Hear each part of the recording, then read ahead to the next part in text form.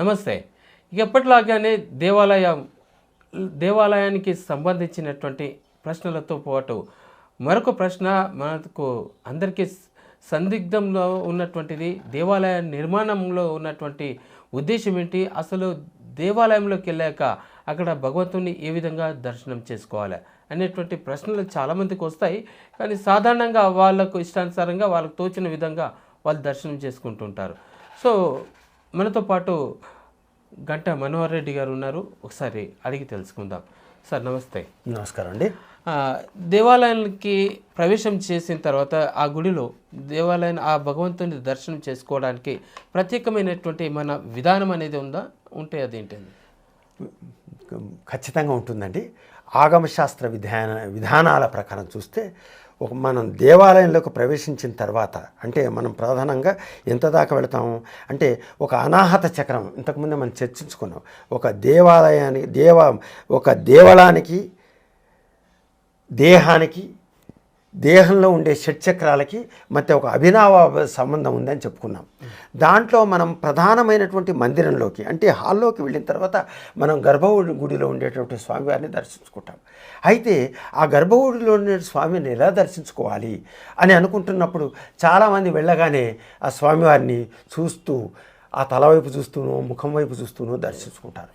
అలా చూడడానికి ఆగమశాస్త్రం ఒప్పుకోదు అని కాదు, కానీ అలా చూడడం మాత్రం అది సరి అయినటువంటి విధానం కాదు. ఆగమశాస్త్రరీత్యా మనం వెళ్ళగానే చేయాల్సినటువంటిది ఏంటంటే భగవంతుణ్ణి, అంటే ఆ మూల విరాటుని పాదాల నుంచి మొట్టమొదటి స్వామి యొక్క పాదాలను దర్శించి, పాదాల నుంచి క్రమక్రమంగా పైకి వెళుతూ మన చూపును పైకి ప్రసరింపజేస్తూ స్వామివారిని అలా సందర్శిస్తూ నాభిస్థానాన్ని, అంటే షట్చక్రాలను ఇంతకుముందు చెప్పుకున్నాం. ఒక్కొక్క చక్రం ఉంటుంది. ఆ పాదాల నుంచి ఇక్కడ నుంచి ఈ మూలస్థానం ఏదైతే ఉంటుందో మూలాధార చక్రం నుంచి స్వాధిష్టాన చక్రానికి, ఆ తర్వాత నాభిస్థానానికి, ఆ తర్వాత మణిపూరక చక్రానికి, ఆ తర్వాత ఈ అనాహత చక్రానికి, విశిష్ట చక్రానికి ఆజ్ఞాచక్రం అంటే భగవంతుని ఆజ్ఞాచక్రంలో ఉంటాడు. ఆ తర్వాత సహస్రారంలో ఉంటాడు. కాబట్టి మనం పాదాలు అంటే ఎవరైనా మనం అంతెందుకు భగవంతుని దర్శనం వదిలిపెట్టండి. ఎవరైనా పెద్దవాళ్ళతో మాట్లాడుతున్నప్పుడు ఏంటి మీకు సంస్కారం ఉందా లేదా, అలా మొహంలోకి చూసి నేరుగా పెద్ద ఆయనతో మొహంలోకి చూసి కళ్ళల్లో కళ్ళు పెట్టి మాట్లాడుతున్నాం, అది పద్ధతి కాదు అని అంటుంటారు. ఎందుకు అంటుంటారు అంటే ఒక సంస్కారపూరితమైనటువంటి స్వభావం ఏంటంటే ఎప్పుడే కళ్ళల్లో పెద్దవాళ్ళకు కళ్ళల్లో కళ్ళు పెట్టి మొహంలోకి మొహం పెట్టి చూడకూడదు అంటారు. ఎందుకంటే ప్రతి మనిషికి ఒక ఆరా అనేది ఉంటుంది. మనిషికే అంత తేజస్సు ఉన్నప్పుడు భగవంతునికి ఎంత తేజస్సు ఉంటుంది. ఆ తేజస్సును మనం ఆవాహన చేయాలంటే మనం పాదస్పర్శతో పైకి వెళ్ళగలిగినప్పుడు, భగవంతుని చూడగలిగినప్పుడు అతని యొక్క అనుగ్రహ ఆశీస్సులని మన మీద ప్రసరించగలుగుతాయి. కాబట్టి ఎప్పుడే కానీ పాదస్పర్శతో, పాద దర్శనంతో మనం మొదలుపెట్టేసి భగవంతుని విగ్రహాన్ని దర్శించుకోవాలి. అది సో ఓకే, అంతవరకు బాగానే ఉంది. మరి ఈ దేవాలయాల నిర్మాణం అనేది ఎట్లా జరుగుతుంది? ఆ దేవాలయ నిర్మాణం ప్రధానంగా దేవాలయ నిర్మాణం యొక్క ప్రధానమైనటువంటి ఉద్దేశం ఏంటంటే ఒక ధార్మిక విలువల్ని పెంపొందించడం. మన హైందవ ధార్మిక విలువల్ని పెంపొందించి ఆ ధార్మిక విధానాల ద్వారా సమతౌల్యత సాధించడం, అన్ని వర్గాలు అన్ని వర్ణాలు యొక్క సంక్షేమాన్ని ఆశించి దేవాలయ నిర్మాణం జరిగింది. అది ప్రధానమైనటువంటి ఉద్దేశం. ఏంటంటే దేవాలయ నిర్మాణం అది ఒక్కటే కాదు, దేవాలయ నిర్మాణం ద్వారా అప్పుడు ఎందుకు చేశారు, ఒక చిన్న హాలో, ఒక చిన్న గుడి, ఒక గర్భగుడి కడితే సరిపోదా? మరి ఇంత పెద్ద మీరు తమిళనాడు వెళ్ళి చూడండి, ఎకరాలు దేవాలయాల నిర్మాణం జరిగింది. ఎందుకు అంత పెద్ద దేవాలయాల నిర్మాణం జరగాల్సి, విశాలమైనటువంటి దేవాలయ నిర్మాణం ఎందుకు జరిగింది అంటే ఆగమశాస్త్ర నిర్మాణం యొక్క శిల్ప సౌందర్యం వేరు. రెండవది ఏంటంటే అప్పుడు ఆ కాలంలో మనకు ఎక్కువగా కరువు కాటకాలు ఎక్కువ ఉండేవి. ఈ కరువు కాటకాలు ఉన్నప్పుడు రాజులు ఏం చేసేవాళ్ళంటే దేవాలయ నిర్మాణం చేపట్టేవాళ్ళు, గంజి కేంద్రాలు ఏర్పాటు చేసేవారు.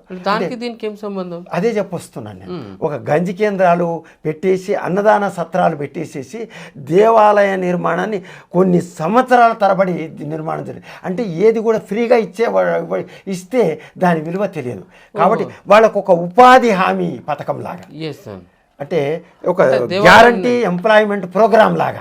ఇప్పుడు మనకి ఎట్లయితే ఉపాధికి పనికి ఆహార పథకం ఎట్లా ఉందో సో అప్పుడు అట్లా దేవాలయ నిర్మాణం చేసేసి అక్కడ చేయడం వల్ల ఏంటంటే అందరికీ ఉపాధి హామీ లాగా చేసి వచ్చేసి కొన్ని సంవత్సరాలు అంటే కరువు కాటకాలు ఎన్ని సంవత్సరాలు ఉన్నాయి అన్ని సంవత్సరాలు వాళ్ళకి చేసేసి ఆ గంజి కేంద్రాల ద్వారా అక్కడ అన్నదాన కేంద్రాల ద్వారా వాళ్లకు ఆ పెద్ద ఎత్తున వందల కొద్ది ఎకరాల్లో దేవాలయ నిర్మాణం చేసి వాళ్ళకు రోజు అన్నదాన భోజనాలని చేశారు. అంటే ఒక ఉదాత్తమైనటువంటి పవిత్రమైనటువంటి ఆలోచనే కాకుండా అందరికీ భోజన సదుపాయాలు ఉపాధి హామీ పథకం అనేది కూడా దాంట్లో ఉండేది.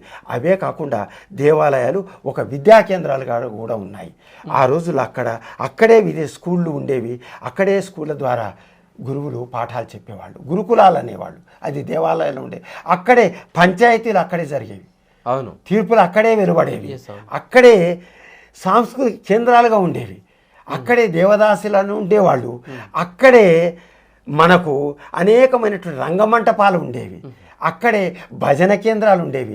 అనేక వృత్తులకు సంబంధించిన ఎవరు నాయి బ్రాహ్మణులు వచ్చి బాజా భజంత్రీలు అదే రకంగా అనేకమైనటువంటి విశేషమైనటువంటి రోజు ఒక రకమైనటువంటి విశేష పూజలు జరిగేవి. అంటే అన్ని వృత్తుల వారికి అక్కడ పని దొరికేది.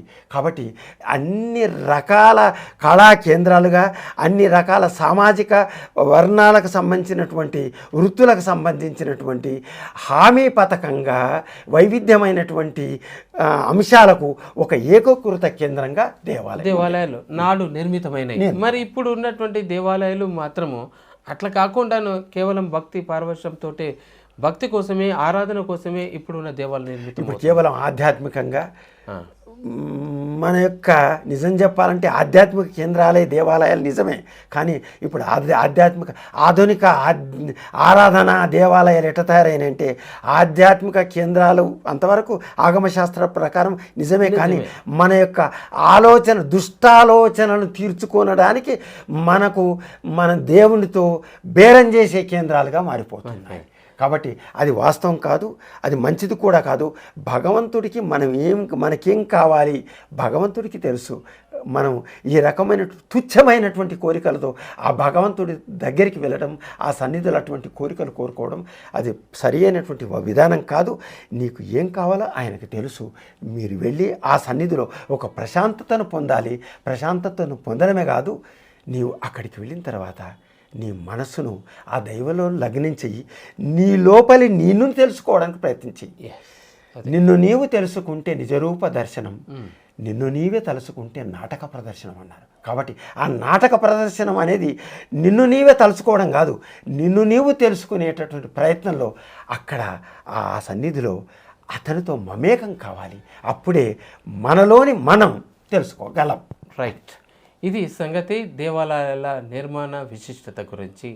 అట్లాగే అనేక రకాల ప్రశ్నలకు సమాధానాలు మనం ప్రతిరోజు రాబట్టే ప్రయత్నం చేద్దాం. అంతవరకు నమస్తే. నమస్తే.